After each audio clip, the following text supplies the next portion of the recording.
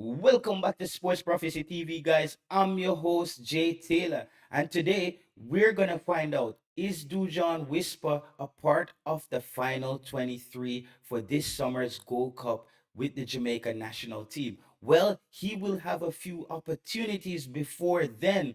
He's now named in the provisional squad for the Jamaican Reggae Boys. And as you know, Jamaica is slated to compete in this mini tournament in Austria.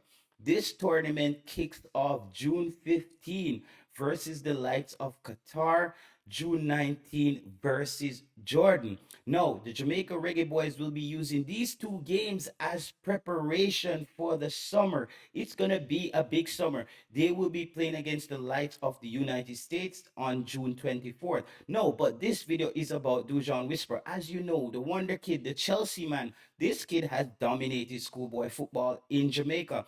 He played two friendly international versus Trinidad and Tobago. He showed flashes in those games. He showed glimpses of his brilliance. No, he didn't get selected for that squad in that Nations League game going to Mexico. And a lot of the fans were like, yo, what happened? Why wasn't Dujon Whisper in Mexico? But I think there was also fans out there who were pragmatic enough, just like the head coach, to say the player is quite young. Give him some opportunity to develop. The player will have a lot of time to play. He's very young. He's only 18. No, I think what the player has working against him for this Gold Cup squad is he's not playing competitive football. And if you look at how Jamaica's team is starting to shape up, Jamaica will be having the likes of Demarai Gray. This is another wing forward. Leon Bailey just coming off a brilliant season at Aston Villa.